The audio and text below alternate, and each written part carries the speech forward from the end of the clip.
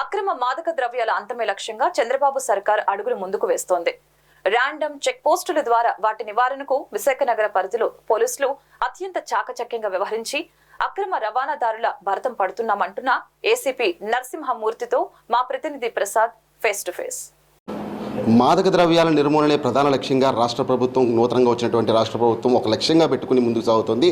దీనికి సంబంధించి కూడా నూతనంగా బాధ్యతలు స్వీకరించినటువంటి హోమ్ మినిస్టర్ వంగల్పూడి అనిత కూడా దీనికి సంబంధించినటువంటి ప్రణాళికలు సిద్ధం చేస్తూ ఇటు పోలీసులకు తగిన ఆదేశాలు జారీ చేసి ఎక్కడికెక్కడ చెక్ పోస్టుల ఏర్పాట్లు, అదేవిధంగా అక్రమ రవాణా చేస్తున్నటువంటి నిందితులను పట్టుకుని కఠిన శిక్షలు కూడా విధించాలని చెప్పి ఒక ఆదేశాలు కూడా జారీ చేయడం జరిగింది. అయితే రాష్ట్ర ప్రభుత్వం తీసుకున్నటువంటి పలు అంశాలు, అదేవిధంగా గంజాయి నిర్మూలనకు సంబంధించి ఎటువంటి నిర్ణయాలతో ముందుకు వెళ్తుందన్న పోలీస్ డిపార్ట్మెంట్కి సంబంధించినటువంటి అంశాలు మనతో చర్చించడానికి అయితే కనుక ఏసీపీ నరసింహమూర్తి గారు మనతో మాట్లాడడానికి సిద్ధంగా ఉన్నారు. సార్ నమస్కారం. సార్ ఏంటి సార్ నూతన 100 రోజుల ప్రణాళిక గంజాయి నిర్మూలనకు సంబంధించి రాష్ట్ర నూతన ప్రణాళిక విధానం గురించి ప్రజలకు మీరు ఏం చెప్పబోతున్నారు?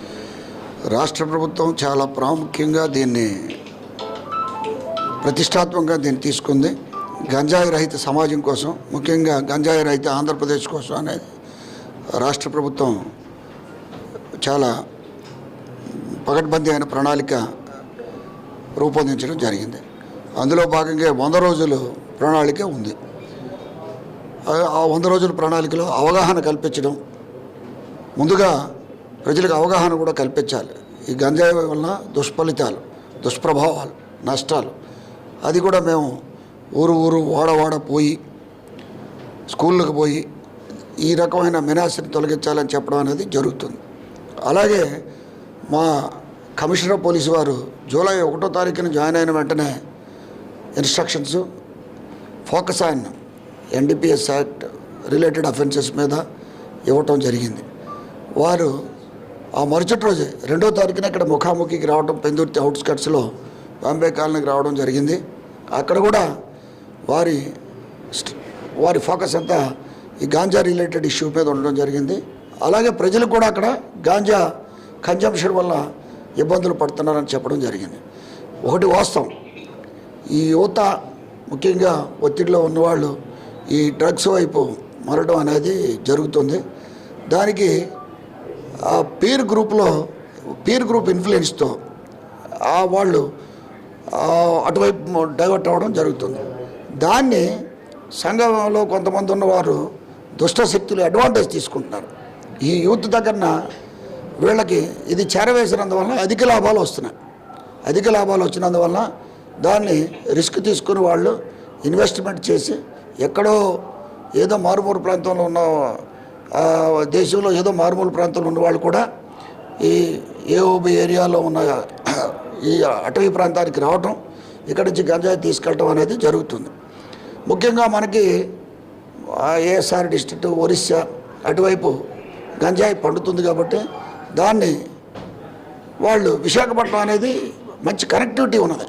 ఇక్కడి నుంచి దేశంలో ఏ మూలకైనా ట్రైన్స్ ఉన్నాయి. అది అక్కడి నుంచి నియరెస్ట్ 100 కిలోమీటర్లో విశాఖపట్నం ఉంది కాబట్టి ఆ ట్రాన్స్పోర్టర్స్ విశాఖపట్నం రూట్ ఎంచుకోవడం అనేది జరుగుతుంది. కాబట్టి విశాఖపట్నంలోకి వాళ్ళు రావటం, ఇక్కడి నుంచి వెళ్ళటం అనేది జరుగుతుంది. దాని మీద మనం చాలా రోజులు బట్టి కూడా విశాఖపట్నంలో ఈ రకమైన రైడ్లు అనేవి జరుగుతున్నాయి. లాడ్జెస్ మీద వీటిలోనూ. అయితే ఇప్పుడు ఈ 100 రోజుల ప్రణాళికలో మా సిపి గారు వచ్చిన తర్వాత ర్యాండమ్ చెక్ పోస్ట్ పెట్టారు. 20 ప్రాంతాల్లో ర్యాండమ్ చెక్ పోస్ట్ అనేది పెట్టడం జరిగింది. 20 ప్రాంతాల్లో ర్యాండమ్ చెక్ పోస్ట్ అనేది పెట్టడం జరిగింది. ఈ ర్యాండమ్ చెక్ పోస్ట్లో టెక్నికల్ టీమ్స్ కూడా ఉన్నాయి. Technical teams they will identify the drug related issues. వాళ్ళకి body worn camera like this కంటిన్యూస్గా దానికి లైవ్ స్ట్రీమింగ్ అది ఉంటుంది. వీడియోగ్రఫీ, ఫోటోగ్రఫీ, ఆ టెక్నికల్ టీము వాళ్ళు ఇమీడియట్గా ఏది మాదక ద్రవ్యం అనేది కనిపెట్టగలిగిన ఒక టీంని సెలెక్ట్ చేశారు.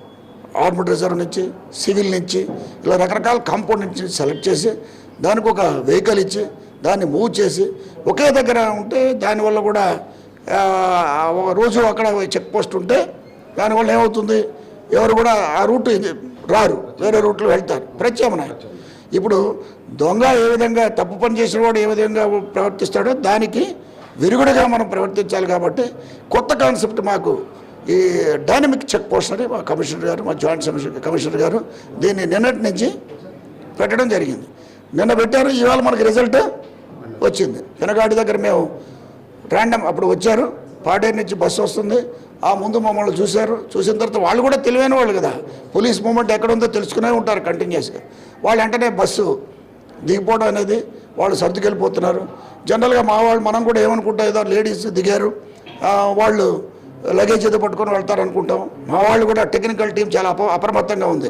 వాళ్ళ దగ్గర ఉన్న టెక్నాలజీని కూడా ఉపయోగించి దాని ద్వారా వాళ్ళు పసిగట్టగలిశారు. పసిగట్టిన వెంటనే దీన్ని పట్టుకోవడం అనేది జరిగింది. ఎక్కడ ముఖ్యంగా పుట్టి అక్కడి నుంచి గాంజా వరంగల్కి తీసుకెళ్ళడానికి లేడీస్, ఇక్కడ ఇద్దరు కూడా లేడీస్ ఇన్వాల్వ్ అవడం అనేది చూడండి. అంటే దీని వెనకాల ఉన్న మనుషులు అక్కడ సోర్స్లో అయితేనేమి, కింద ఫీల్డ్ లెవెల్ డిస్ట్రిబ్యూషన్ అయితేనేమి ఆ నెట్వర్క్ బలంగా ఉంటుంది. కాబట్టి ఆ నెట్వర్క్ను కూడా మేము వీళ్ళతో మేము ఆపేయట్లేదు, ఆ నెట్వర్క్ మీద ఫోకస్ చేసాం. ఆల్రెడీ అక్కడ వాళ్ళ నెట్వర్క్ను కూడా క్యాచ్ చేయడానికి మేము ఎఫర్ట్స్ అనేది ఏదైతే గంజాయి నిర్మూలనే లక్ష్యంగా ముందుకు సాగుతున్నటువంటి పోలీస్ వ్యవస్థకు ఇటు సమాజం కూడా తోడ్పడు అందించాలి. అదేవిధంగా ఏదైతే ఇటు తల్లిదండ్రుల బాధ్యత, అదేవిధంగా ఉపాధ్యాయులు, అదేవిధంగా విద్యార్థుల బాధ్యత కూడా చాలా కీలకంగా ఉంటుంది. ప్రతి ఒక్కరు కూడా గంజాయి రహిత సమాజాన్ని ఏర్పరచుకోవడానికి అయితే కనుక కృషి చేయాల్సిన నేపథ్యం ఎంతైనా అవసరం ఉందని చెప్పి ఏసీపీ నరసింహమూర్తి గారు చెప్తున్న నేపథ్యం. కెమెరామెన్ సింహతో జీటీవీ విశాఖపట్నం.